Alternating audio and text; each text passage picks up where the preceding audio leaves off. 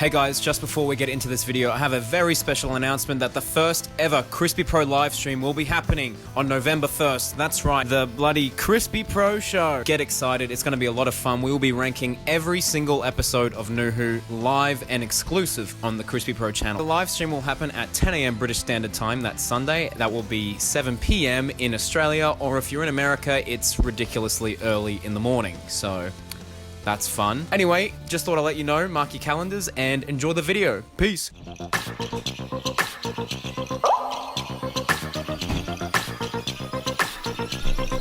Hey everyone, it's me, Crispy Pro, everyone's favorite weekly Whotuber, and today we're talking about Revolution of the Daleks and why it has to succeed. For months, we have had very, very little information as to what exactly this episode is about. We had 2 JPEGs and a synopsis released, and that was about it. And you can watch my video on that if you want more information. Today, we're not talking about the synopsis. We're not talking about any of that. We're talking a bit more broad as to why this episode has to succeed. Well, not has to, but I think it should succeed. But anyway, welcome back. My name is Crispy Pro, and we are getting back into the swing of things. So please subscribe if you like Doctor Who content and other stuff.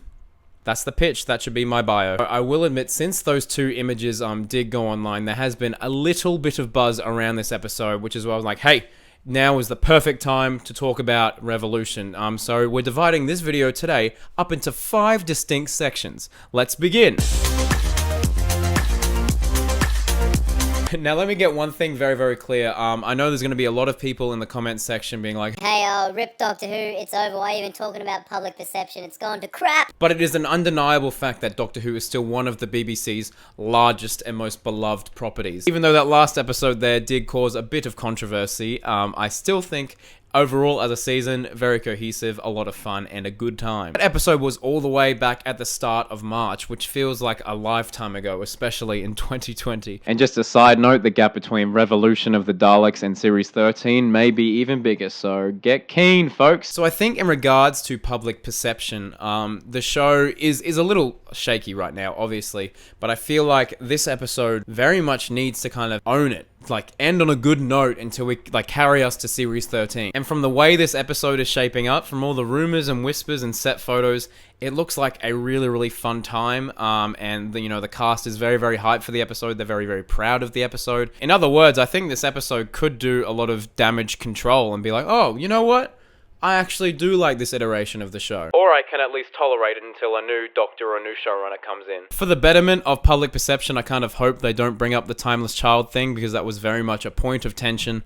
But who knows? Honestly, no one knows anything about this episode. I just kind of hope that it's just a fun time that the general public can be like, hey, this is sick. And I also really hope they end on like kind of a cliffhanger that can carry us into Series 13, whenever that might be. But yeah, a cliffhanger would be cool. Like this. In 2022, one of the Doctor's biggest enemies will return.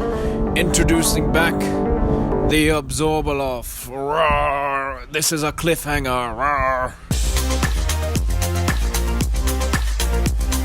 Speaking of cliffhangers, this is something. This is juicy. That's a juicy, man.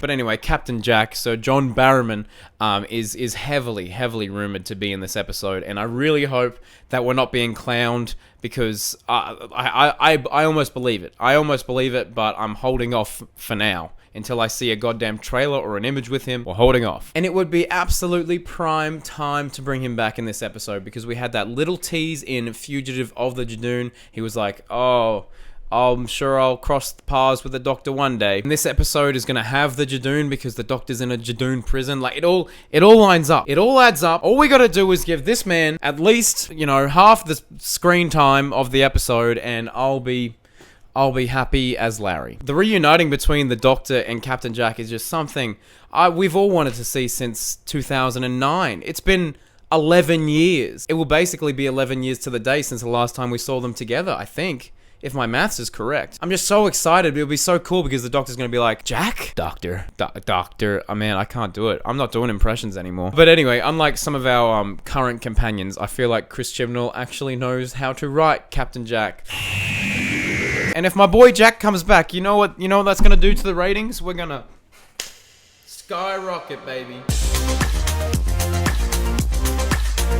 Now, I usually don't like talking about ratings and viewership on this channel because it's a point of tension, absolutely, because, you know, Series 12 comparatively did underperform. It did about the same as Series 10. I also did a video on it recently if you want to check that out as well. But yes, the last and only special we've had in the Jodie Whittaker era was 2019's New Year's Day special, Resolution, and I just rewatched that and holy crap, it's fun. The ratings and viewership for that were actually quite low, as Doctor Who's New Year episode saw the return of the Doctor's greatest foe, but it had the lowest ratings for a festive special ever. So the viewership for the episode ended up being 5.15 million upon initial release, and then had an extra 2 million on catch-up. So the final figure was 7.13 million, which is impressive. But it is to be of note that this was in fact a New Year's Day special and not a Christmas special, and as we know, the Christmas specials absolutely crush it with the viewers. I don't know why they took it away, but I think with what this episode has going for it, like the Jadoon and the Daleks and maybe this guy, this episode will perform slightly better than Resolution, but honestly, I don't know. If this guy's in it, then the catch-up viewers will be huge. I can see them doing better than an extra 2 million. They might do an extra 3 or 4, who knows. But yeah, I've got a feeling that this episode will have a lot of eyes on it. There's going to be a lot of intrigue with this episode, I feel. I hope it's bloody good. Please, for the love of God, make it a Christmas special. Please, I'm begging you. Chris Chibnall? A Chris Chibmas special? Look, I honestly didn't think I would miss the Christmas specials. When it was announced back in the day that Resolution was going to be a New Year's one, there was going to be no Christmas special, there was like an outcry, but I was like, like the Christmas specials don't really, you know, some of them have been very hit or miss. I mean, like what was Peter Capaldi's one with the superhero? I mean, you really don't know what you've got until it's taken away from you, because I used to really enjoy watching it on Christmas Day, or, well, Boxing Day, because I'm in Australia and we're in the future. We're way in the future. Plus, as I was saying, if we're worried about ratings, if we put it on Christmas Day, I mean, everyone's at home. Everyone's exhausted from the day. Chuck on the telly. Oh, what is this? The Doctor's stuck in a prison, and who breaks her out? Doctor. Even if it was filmed to be a New Year special, just add some snow in there. Add some snow in there at one scene, and then film an extra little scene saying Christmas, and then it's a Christmas special. Voila. Print it, send it, it's done. And as you can see here, it looks like a normal summer day. But to make it a Christmas special, all you have to do is add some snow and some festive spirit. Yeah! Woo! Merry bloody Christmas. The fifth thing I want to talk about is, we have a Whotuber cameo. What? My boy Confused Adipose, one of the most underrated Whotubers on this platform. He makes some excellent content. Would definitely recommend subscribing. I reached out to him and was like, hey, you got any thoughts on Revolution of the Dalek? And he was like, yeah, I do. And here they are. Enjoy. Hello Crispy and people of the interwebs, I'm the Confused Adipose, and today I'm here to give my thoughts on what I'd like to see from Revolution of the Daleks. And breathe.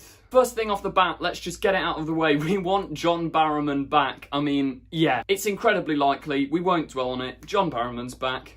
You miss me, right? Fingers crossed, please. Come on, Chibnall. Second thing I want to see. I almost want this to act as a sequel to Resolution. Now, if we remember, Resolution left off with the junkyard Dalek being burnt by a microwave after it had tried to call this big Dalek fleet. Maybe that rusty metal Dalek did manage to send out his signal. Yeah, I'd love it to tie into Resolution. I also really want to see Jodie's 13th Doctor get much darker than she is at the moment. Now, don't get me wrong, I absolutely love her Doctor, but when you compare her to some of the others, she's a little bit too happy. Come on, fam. Oh my god, Daleks, you can't do that. Oh, I hate myself. It's quite probable we will see Jodie's Doctor get much darker. She's been revealed to be the Timeless Child, which is going to mentally screw her up. It can't be. She's also trapped in that prison, and from the recently released promo image, she's been in that prison a long time. I love it when Doctor Who explores, like, darkness and morality and, am I a good man?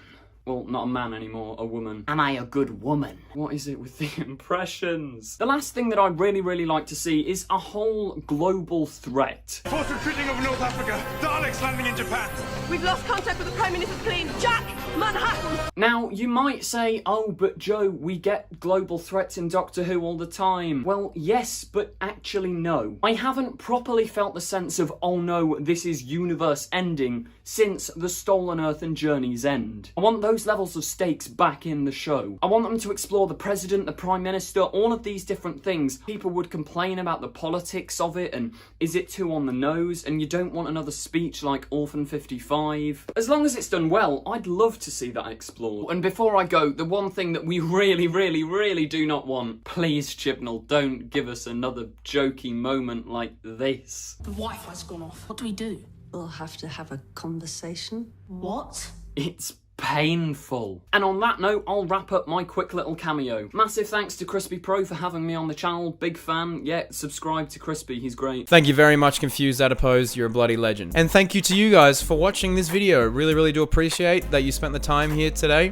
It's good. I'm glad you're here. Thank you. But hey, what do you think of Revolution of the Daleks? Do you think it'll do well? Do you think it'll do poorly? What are your hopes? What are your concerns? Hey, let me know in the comments below and I'll reply and give it a little heart thing. Please like this video and please consider subscribing if you have not already. Our next goal is to get 25,000 subscribers. When we reach 20,000, I got a tattoo. It kind of looks whack from this angle. I'll flip it upside down. But yeah, I'll do something cool at 25,000. I'm not quite sure. Maybe leave that in the suggestions below. Okie dokies, that is it. Thank you so much. Like and subscribe, and I'll see you next week for a live stream, maybe? We'll see what happens. Anyway, have a good day.